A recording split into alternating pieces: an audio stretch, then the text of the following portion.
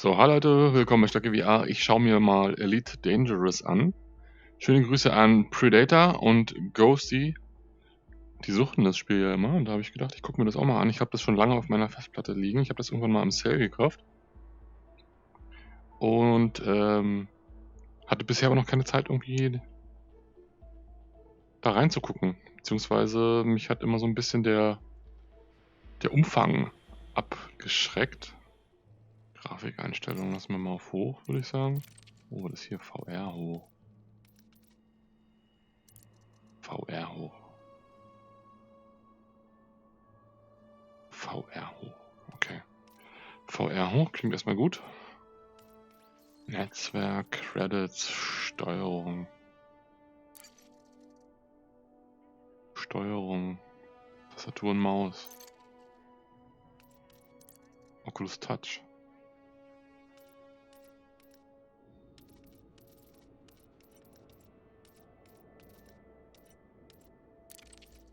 Also ich glaube nämlich genau das ist das Problem, dass man das besser mit Maus und Tastatur vielleicht steuert, weil es halt so viele Tasten gibt, die man drücken muss. Der Predator hatte mir ja empfohlen, so ein HOTAS Flight Stick irgendwie zu holen. Erstmal gucken, ob das Spiel mich überhaupt hier anfixt. Wenn es mich anfixt, hole ich mir vielleicht so einen Flight Stick. Mal gucken, was man hier überhaupt machen muss. Also Weltraum finde ich halt immer geil eigentlich. No Man's Sky spiele ich auch liebend gerne.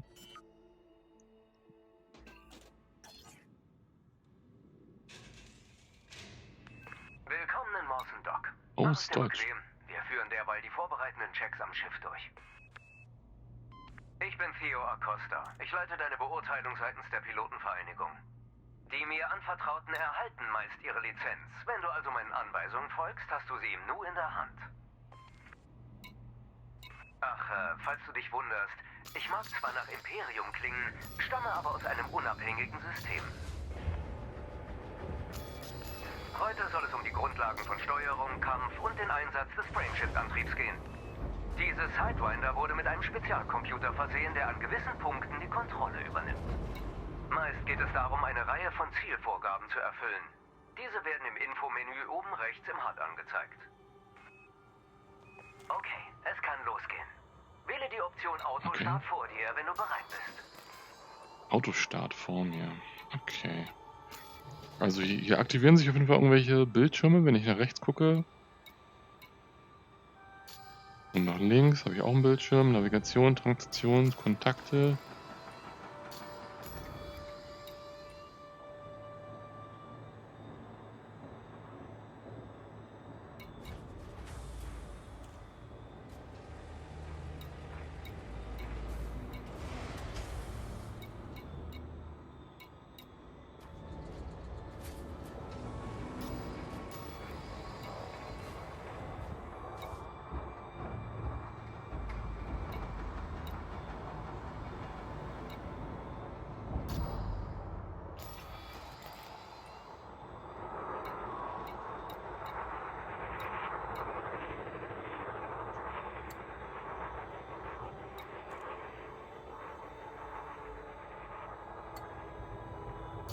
Okay. Hangar betreten, Autostart. Okay, es geht los. Ach du Scheiße. Das Schöne am Autostart ist, dass du dich entspannen und die Aussicht genießen kannst. Da soll noch einer sagen, Technik würde uns nicht dienen. Andere Bewerber brechen zu eigenen Beurteilungen auf. Das hier ist jedoch kein Wettlauf. Du kannst jede der kommenden Etappen in deinem eigenen Tempo zum Abschluss bringen.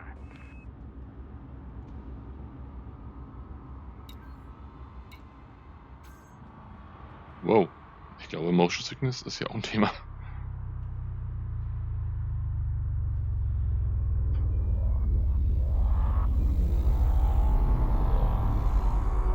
Grafik sieht auf jeden Fall schon mal wesentlich besser aus als No Man's Sky auf der PlayStation VR.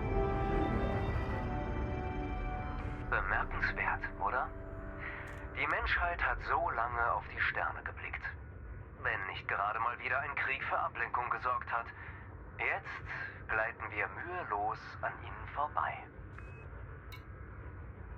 Ich finde es toll, dass es mit deutscher Sprachausgabe ist. Da wären wir. Deine erste Autostart Aufgabe beinhaltet abgeschlossen. die grundlegende Schiffssteuerung. 3 Schiffssteuerung ist Faktoren gut. bestimmen die Flugbahn eines Schiffs. Nicken, Gieren und Rollen. Führe nun jede davon aus. Okay, mit dem Stick bewege ich mich.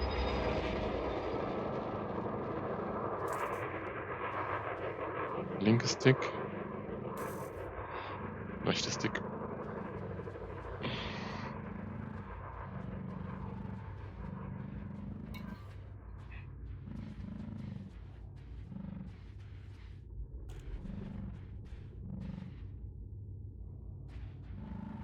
Überprüfe dein Ziel und führe die erforderlichen Schritte durch, um fortzufahren. Oculus, linker Stick zum Rollen.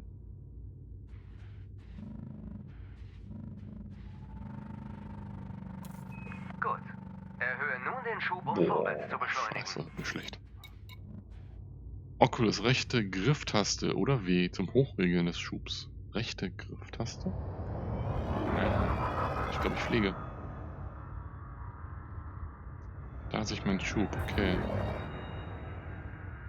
Macht den Schub wieder weniger? Linke Senke nun den Grifftaste. Schub für eine stillstehende Position. Ah, okay, sehr gut. Wenn du den Schubregler über 0 hinaus nach hinten ziehst, gehst du in den Rückwärtsschub. Okay, jetzt fliege ich rückwärts. Drücke wie zuvor den Schub in die Gegenrichtung, um die Bewegung einzustellen.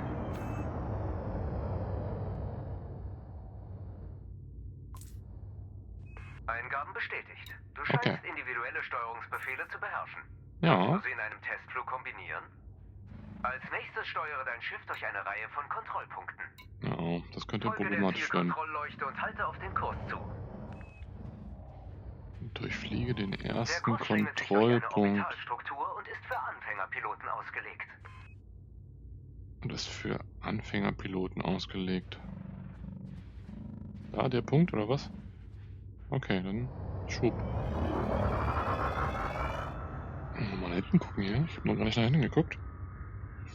Huch, mein Kopf ist weg. Beschleunige durch den ersten Kontrollpunkt, wenn du startbereit bist. Ja, sieht auf jeden Fall schon mal ganz cool aus hier.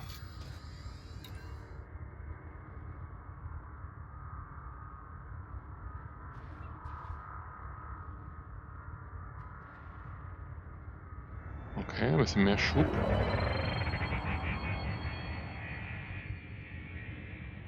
Wir sollten wohl bald loslegen. Beweg dich durch den ersten Kontrollpunkt, um den Kurs zu starten. Ich bin auf dem Weg. Dachte ich zumindest. War ich falsch? War es jetzt gar nicht der erste Kontrollpunkt?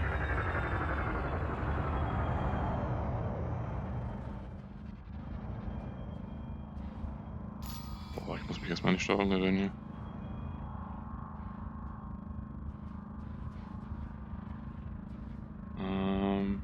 Ziel? Ach da, das Ding ist der erste Kontrollpunkt. Okay.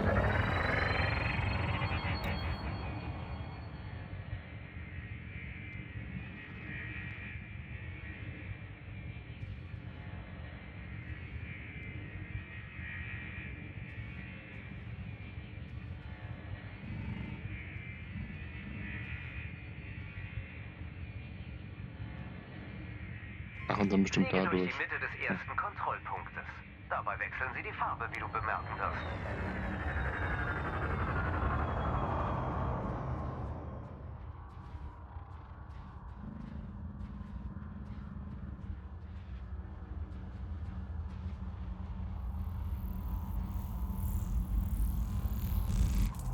Und los. Es gibt kein Zeitlimit. Navigiere in dem Tempo, das du für angemessen hältst und mach dich mit der Steuerung vertraut.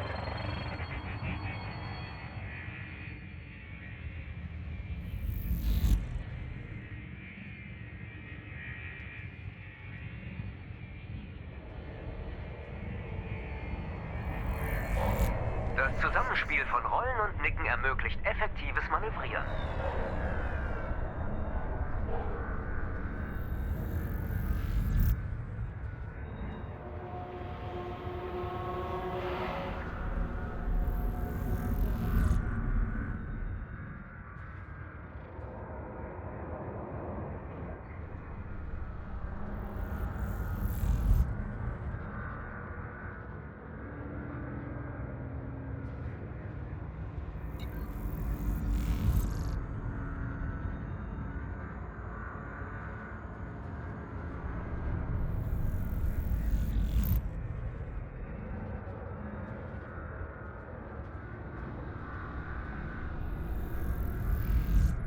Bei deiner Annäherung solltest du Winkel und Tempo beachten. Siehst du die blaue Markierung neben dem Schub? Sie zeigt die ideale Drehgeschwindigkeit. Ideale Drehgeschwindigkeit.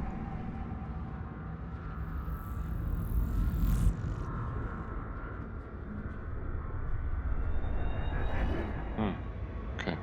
Ich befinde mich in der optimalen Drehgeschwindigkeit.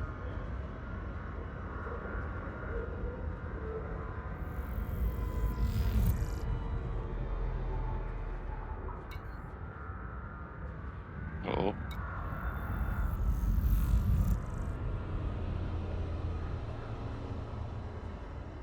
Kontrollpunkt 12 von 21.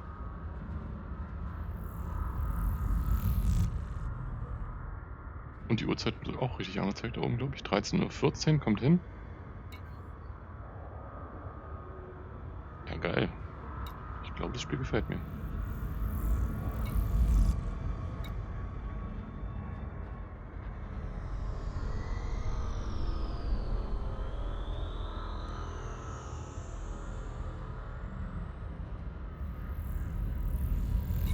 Du näherst dich einer scharfen Wende.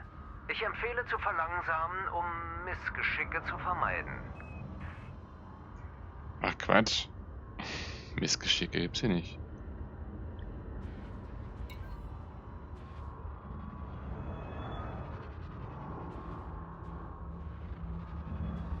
Nee, ich flieg doch schon relativ langsam.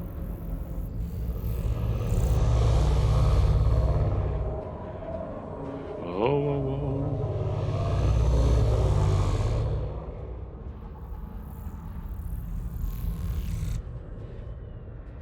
17 von 21.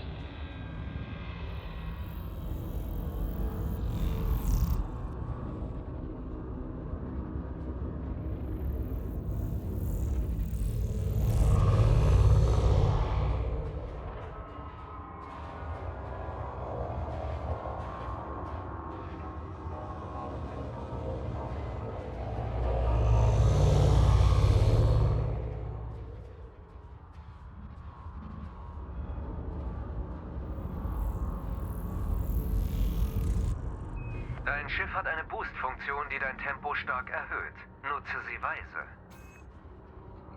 B-Taste zum Boosten. Wo ist eine B-Taste? Die nicht. Die auch nicht. Die auch nicht. Wo ist die B-Taste? Ah, die obere.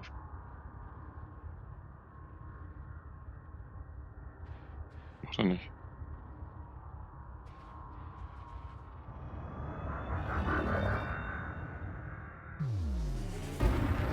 Oh, doch, macht er.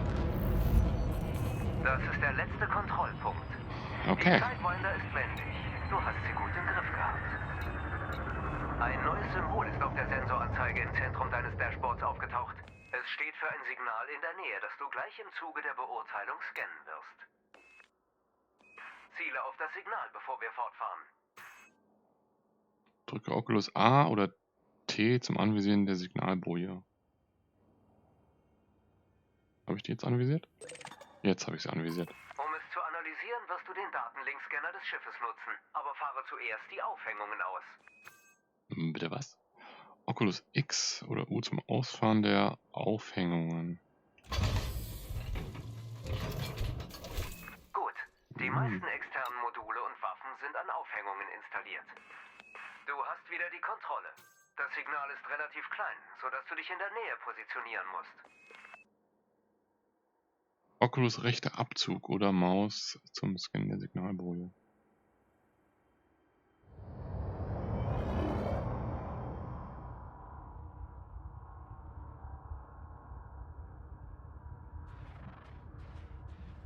Deine Geduld ist zwar bewundernswert, aber du darfst dir gerne mehr Schub geben.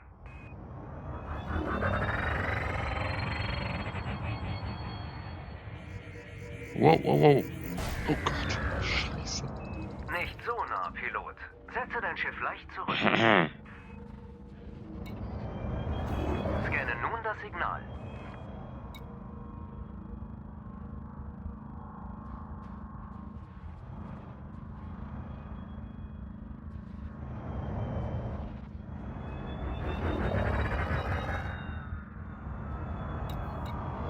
So, wo ist denn die Drohne? Da. Oder die Boje, meine ich. Boje. Ah.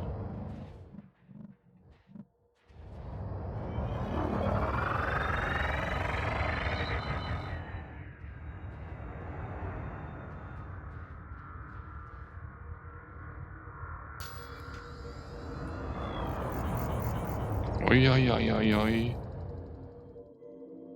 Boah.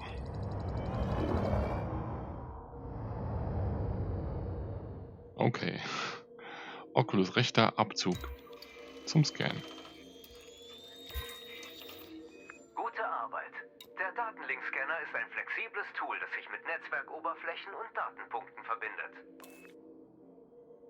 Wechsle in einen anderen Bereich des Sternensystems, um die Beurteilung fortzusetzen, Pilot. Anstatt per Schubdüsen herumzudümpeln, kannst du den Frameshift-Antrieb deines Schiffs aktivieren, um dein Tempo signifikant zu erhöhen. Zuerst solltest du sicherstellen, dass das Schiff richtig gesichert ist. Fahrwerk, Frachtgreifer und Aufhängungen müssen eingefahren sein. Oculus X oder U zum Einfahren der Aufhängung. Wenn du bereit bist, gib Schub und aktiviere den Super Cruise. J zum Laden des Frameshift-Antriebs. Wie J? Ich hab kein J.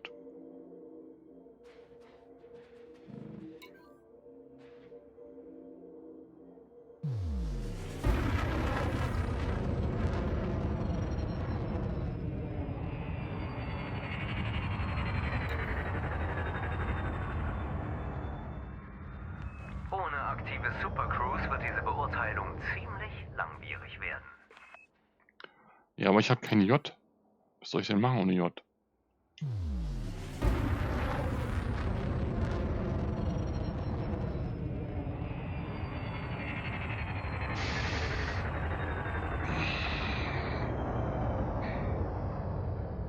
Tja, ohne J ist Schrott.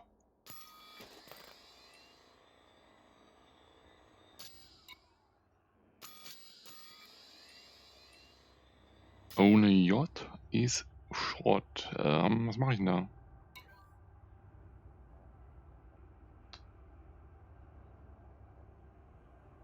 Was mache ich denn da? So, was ist denn, wenn ich hier mal in die Option gucke? Steuerung. Oculus Touch. Frameshift-Antrieb. Drücke die Taste für Frameshift-Antrieb. Oculus rechter Stick.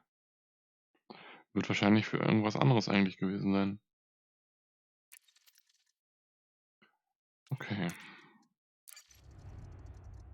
So, jetzt habe ich mal den komischen Antrieb da, den Super Cruise Antrieb auf den rechten Stick gelegt, wenn ich mich nicht täusche. Frameshift-Antrieb wird aufgeladen. Ah. Bereit zum Sprung. Auf geht's. 4,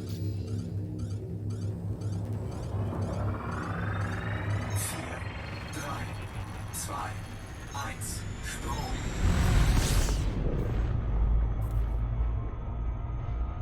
Alle Werte sehen gut aus. Du beschleunigst nun auf ein Tempo, das der Lichtgeschwindigkeit entspricht, gemessen in c. Der Super Cruise erlaubt Reisen innerhalb eines Sternensystems, sodass du schnell große Entfernungen zurücklegen kannst. Normalerweise behältst du im Super Cruise die Kontrolle. Jetzt allerdings folgt der Schiffscomputer einer festen Route. Also den Impulsantrieb sozusagen. Ein guter Moment, um sich mit ein paar der Cockpit-Elemente vertraut zu machen.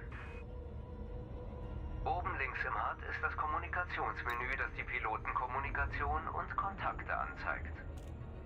Oben rechts ist ein Infofenster. Die Einträge beziehen sich auf deinen Schiffsstatus, Computermeldungen und Ereignisse um dich herum. Ah, willkommen in der Lichtgeschwindigkeit.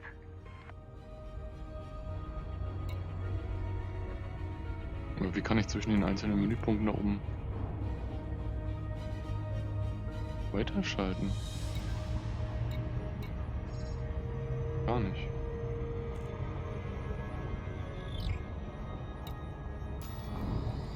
Genauso wie da, kann ich auch nicht. Achte auf die Distanz- und Tempoanzeigen auf dem Armaturenbrett. Ah, Sie helfen dir am doch, mit der Ziel, Grip-Taste. korrekt wieder einzutreten. Ah. Hat er was gesagt? Die Nicht nächste aufgepasst. Lektion vermittelt die Grundlagen des Kampfes. Um ein ausrangiertes Megaschiff werden mehrere statische und mobile Ziele bereitgestellt. Wir werden situationsbezogene Infos über Waffen und Zielverfolgung behandeln. Und ja, irgendwann kannst du die Waffen von vorhin auch einsetzen.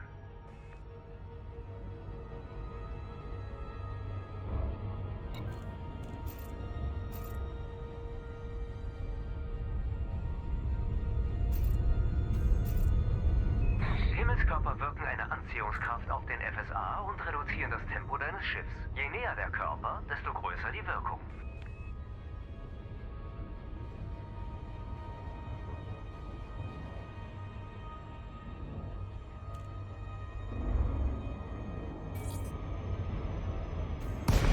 Wow. Frameshift-Antrieb deaktiviert. Willkommen in der Kampfzone. Bevor du feuerst, solltest du jedoch das Megaschiff mit dem Datenlinkscanner analysieren. Ja, und das mache ich wie? Mit dem Datenlinkscanner. Das heißt, ich fahre hier wieder die Dinge aus, also die Waffe und den Scanner wahrscheinlich. Und dann drücke ich A oder T zum Anvisieren.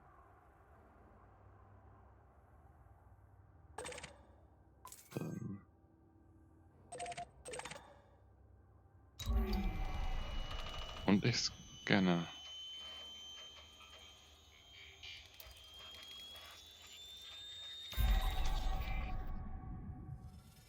Gut gemacht. Es lohnt sich oft, dir unbekannte Objekte zu scannen, um mehr über sie zu erfahren.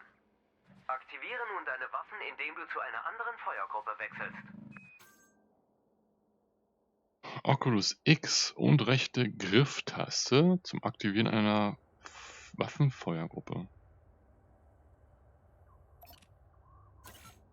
Deine Waffen sind nun im HUD aufgeführt. Mit Feuergruppen verwaltest du deine Aufhängungen effektiv. Beginnen wir mit der Kampfbeurteilung. Zerstöre mehrere der Container.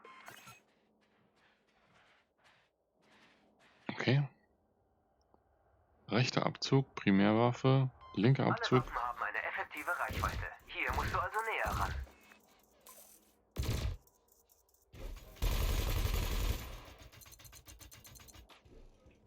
Näher ran, okay. Triff die Container, auf die du zielst.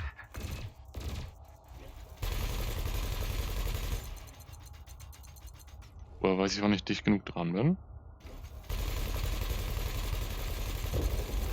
bin Schubdüsen dicht sind genug besonders dran. hilfreich bei der Navigation durch große Strukturen.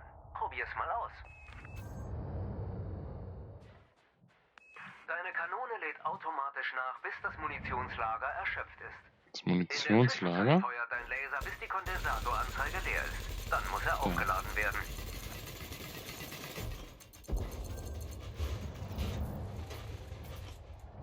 Nehmen wir mal den Laser.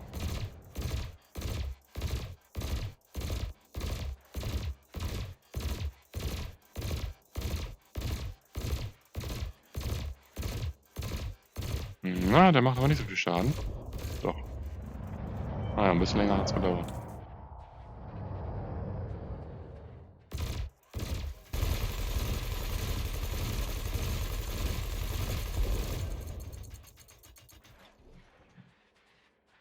Ziele vernichtet 4 von 5.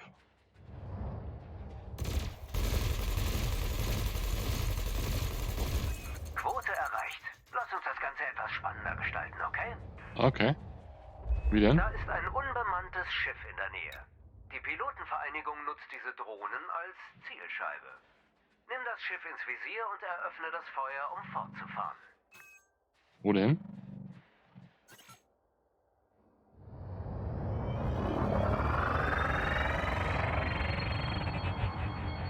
Ach, da hinten irgendwo. Ich empfehle, den Gegner im Kampf ins Visier zu nehmen. Ins Visier nehmen. Hast du bemerkt, Hab wie ich. sich deine Zielmuster bewegen? Die kardanischen Waffen deines Schiffes bieten eine gewisse Zielhilfe.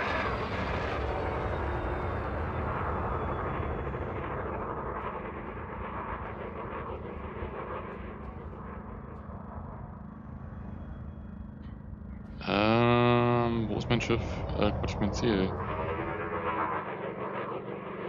Da.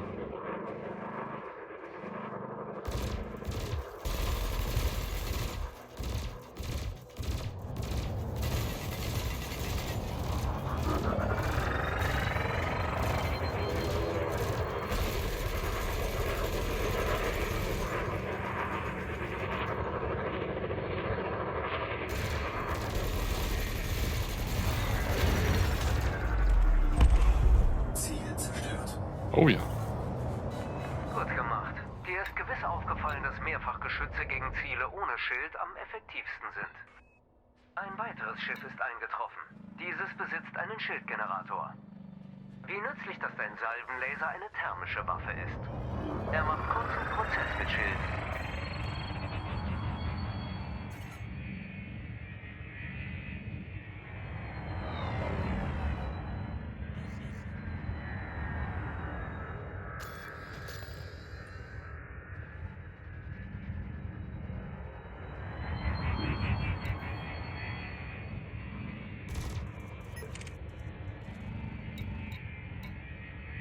Okay, Ziel erfasst.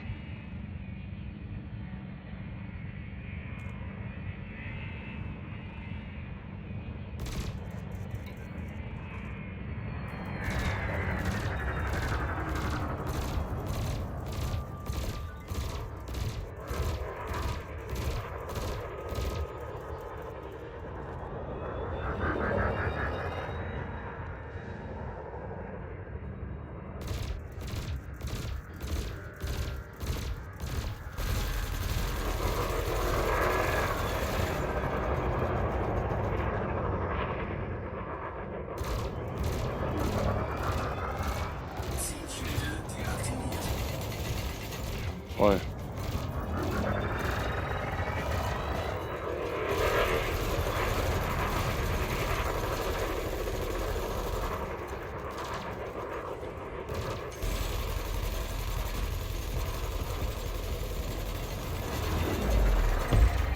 Ziel zerstört. Jawohl.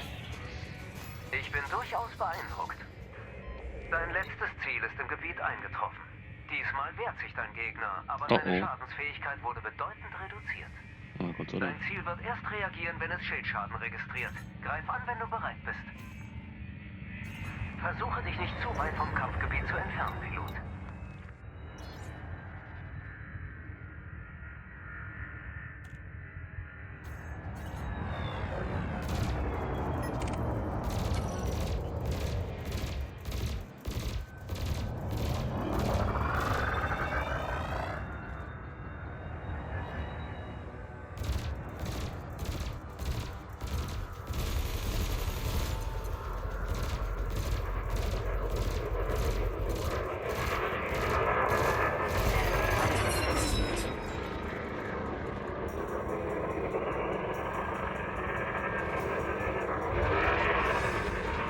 Bleib doch mal stehen, Mensch.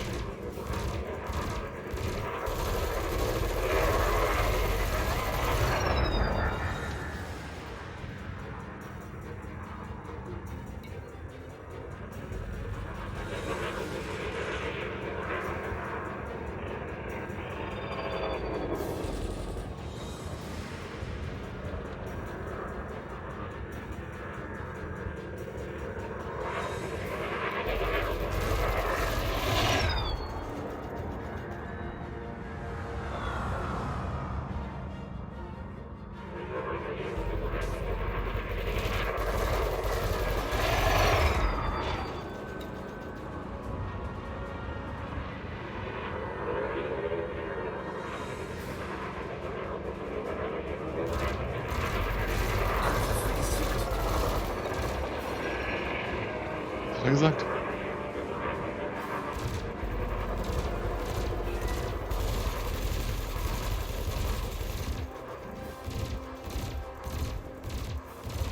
Zielschilde deaktiviert. Jawohl. Schilde sind runter. Und jetzt sagt gute Nacht.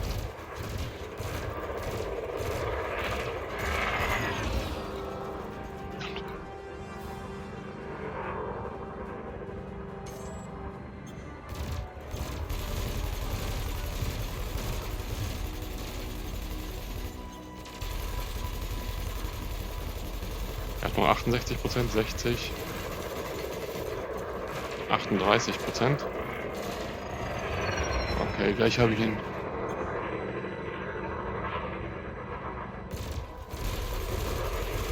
Sagt gute Nacht. Ziel zerstört. Das war das Yes. letzte Ziel. Du planst vielleicht eher eine friedvolle Karriere. Trotzdem ist das Verständnis der Kampfgrundlagen für das langfristige Überleben eines Piloten unverzichtbar.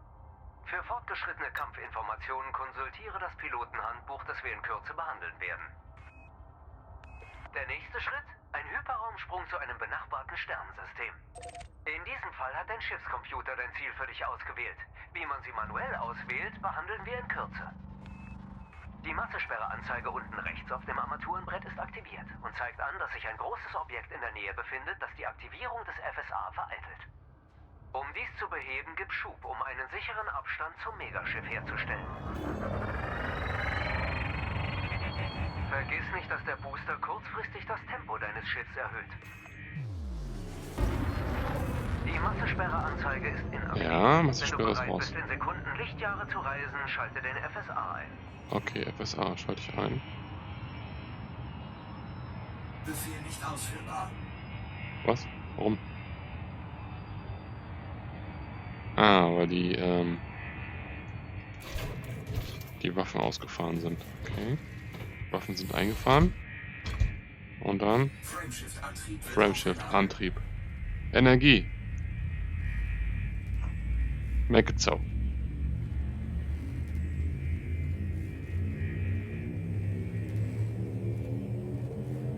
Vier, drei, zwei, eins.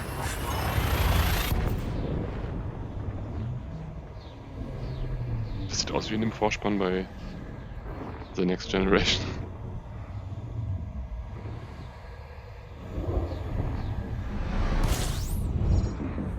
Ziemlich cool.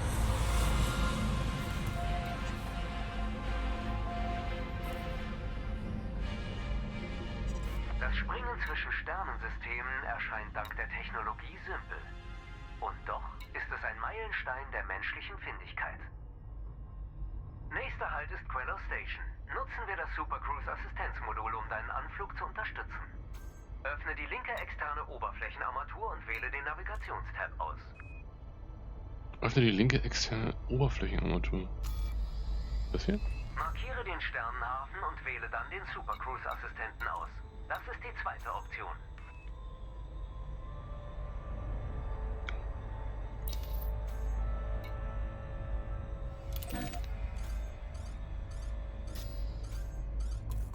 Sobald das Ziel ausgewählt ist, gib Schub und richte dich darauf aus. Der Kompass links neben der Sensoranzeige hilft dir bei der Orientierung.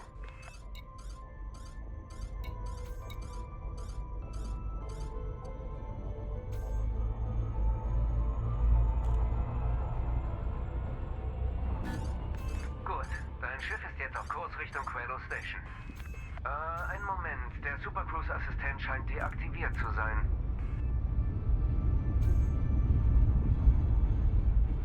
Wieso? Was ist los? Wo waren wir gleich? Ah, ja. Schauen wir uns die Armaturen auf beiden Seiten des Sitzes an. Okay, das ist gut. Die externe Armatur dient primär zur Interaktion mit der umgebenden Galaxie. Mit ihr kannst du Karten und Aufträge anzeigen und nahegelegene Objekte überprüfen. Die interne Armatur hingegen zeigt dir Informationen zu dir und deinem Schiff. Du kannst darüber Modulfunktionen anpassen, deine Statistik prüfen und auf den Kodex zugreifen.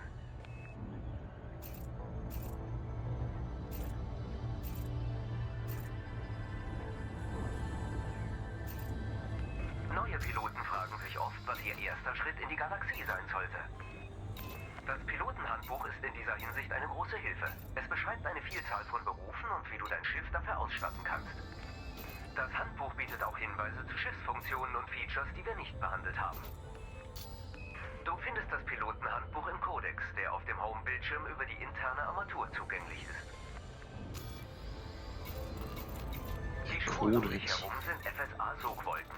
Dein Schiff hinterlässt auch eine. Ihre Positionen entsprechen denen der jeweiligen Symbole auf der Sensoranzeige. Gleich werden wir den Andock-Prozess durchlaufen. Dies umfasst die Andock-Genehmigung und eine Landung auf dem Standardlandeplatz.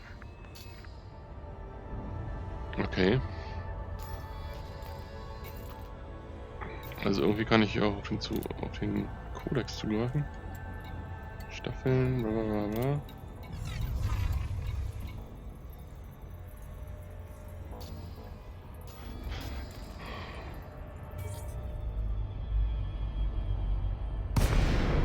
Wow.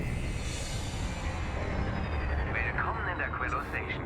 Dies ist die letzte Etappe. Du wirst hier in Kürze andocken, aber positioniere dein Schiff zuerst nahe dem Zugangskorridor des Sternenhafens.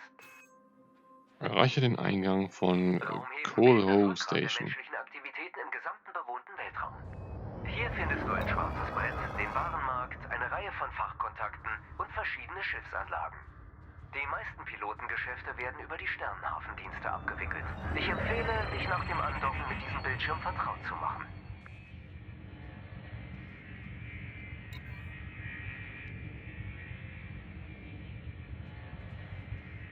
Navigiere zum Zugangskorridor. Okay.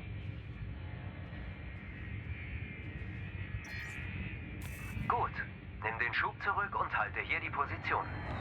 Und versuch den Zugangskorridor nicht zu blockieren.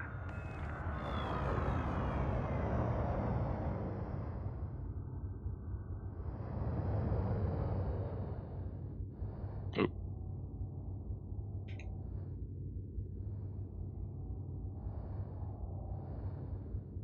Okay, Speed ist auf 0. Für diese Landung nutzen wir den Landecomputer. Künftig kannst du auch manuell andocken. Das solltest du aber zunächst in einer Trainingssimulation üben. Gleich wie du andockst, du musst stets eine Landeerlaubnis einholen, bevor du einen Landeplatz ansteuerst. Okay.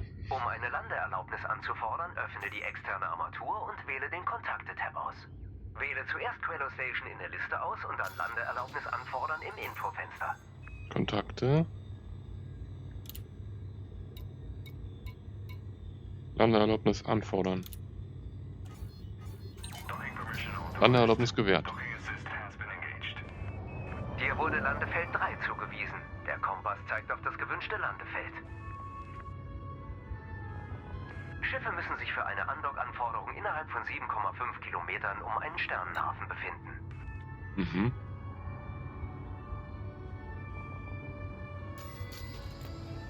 Ich sag ja, ziemlich komplexes Spiel. Aber ich glaube echt, wenn man sich da reingefummelt hat, ist es ziemlich geil.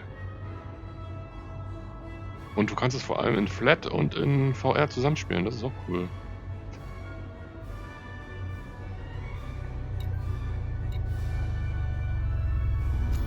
Der Landecomputer zeigt nun einen sicheren Landevorgang. Folgen wir ihm dabei Schritt für Schritt. Das sieht aus wie im Inneren eines Das Borg-Schiffes. Fahrwerk muss ausgefahren sein. Die entsprechende Anzeige leuchtet auf dem Armaturenbrett auf, wenn dem so ist. Fahrwerk ausgefahren. Lande automatisch. Okay, ja, mach das.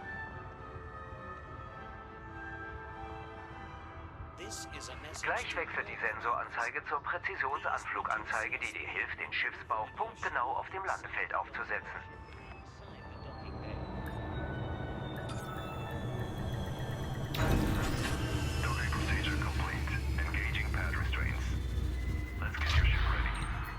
Glückwunsch, Kommandant. Die Auswertung deiner Leistungen wurde erfolgreich abgeschlossen. Dir wird eine Lizenz gewährt. Fehlen nur noch deine Zugangsdaten. Suche den Hangar auf, um diese Beurteilung zu verlassen. Hangar betreten. Zeit dir deinen eigenen Weg durch die Galaxie zu bahnen. Wie du das tust, bestimmst allein du. Okay, ich glaube, ich bin so langsam mit dem Tutorial durch, oder? Also zumindest erstmal mit dem Basiswissen. Willkommen bei der Pilotenvereinigung. Mit dem Namen der Datenbank der Pilotenvereinigung registrieren. Maximal 20 Zeichen. Der Kommandantenname ist dauerhaft und nicht änderbar. Der Körpertyp kann jederzeit geändert werden.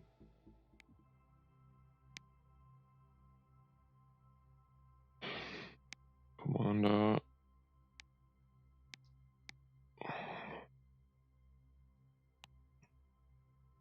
Stocki VR. Körpertyp. Weiblich. Männlich. Männlich.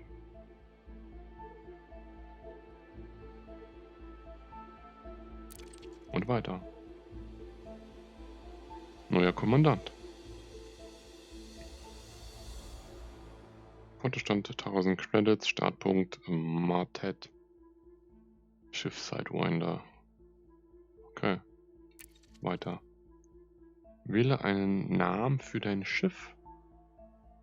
Okay. Nenne ich die Nessie 1. Schiffsname Nessie 1. Schiff-ID Schild. Was ist das? Weiter. Du bist bereit. Deine Lizenz kann nun registriert werden. Viel Glück, Kommandant.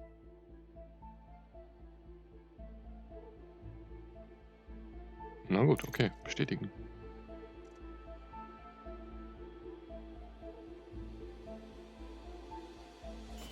Willkommen in deinem neuen Schiff, Kommandant. Mit deiner Lizenz kannst du nun die Galaxie als unabhängiger Pilot bereisen. Vor deinem Jungfernflug möchte ich dir das grundlegende Interface für Missionsaufträge nahebringen. Irgendwann nutzen alle Piloten mal das schwarze Brett. Du hast einen Auftrag erhalten. Aktive Missionen werden im Transaktionen-Tab der externen Armatur angezeigt. Diesmal ist Mawson Dock im System Dromi das Ziel. Du kannst es im Navigationsbildschirm auswählen, den du auf der externen Armatur findest. Willst du deine Reise erst trainieren, nutze die Trainingssimulationen, auf die du über die interne Armatur zugreifen kannst. Wenn du alles nochmal nachlesen möchtest, wähle das Kommunikationsmenü und scrolle durch das Skript. Ich werde dich bei Ankunft am Ziel Mawson Dock kontaktieren, falls du dich für diese Mission entscheidest. Ansonsten wünsche ich dir viel Glück, Kommandant. Dankeschön. Es ist mir eine Ehre, Teil der Planetenvereinigung zu sein. Föderation. Pilots Federation. Blablabla.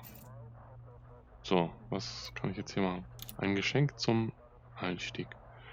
Die Pilotenvereinigung freut sich, alle lizenzierten Piloten eine Sidewinder-Lackierung anbieten zu können. Diese steht in den Optionen der Lackiererei zur Verfügung. Ja, das war nett. Was habe ich hier noch? Oh. Verdammt. Autorisierung für Distrikt der Pilotenvereinigung ausgestellt. Hallo Commander, Stocki VR, die Pilotenvereinigung, bla bla bla. Ja gut, okay. Puh. Okay, dann kann die Weltraumkarriere ja losgehen. Ich würde gerne mal hier ein paar Freunde hinzufügen. Wie geht denn das?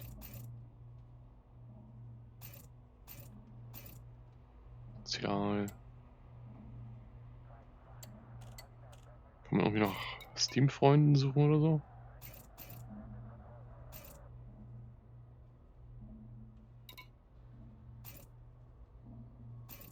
Okay, das werde ich schon noch rausfinden. Okay, so viel erstmal zu meinem allerersten Eindruck von Elite Dangerous. Wie ich schon vermutet habe, ziemlich komplex, aber ich glaube auch ziemlich geil. Ich werde auf jeden Fall mal hier noch ein bisschen meine Karriere vorantreiben. Vielleicht werde ich mich mal irgendwie mit Predator und Ghosty und sowas mal kurz schließen. Dass wir da mal was zusammen machen können. Vielen Dank fürs Zusehen, Leute. Vergesst nicht, ein Like da zu lassen, freue ich mich. Und dann bis zum nächsten Mal. Macht's gut. Tschüss.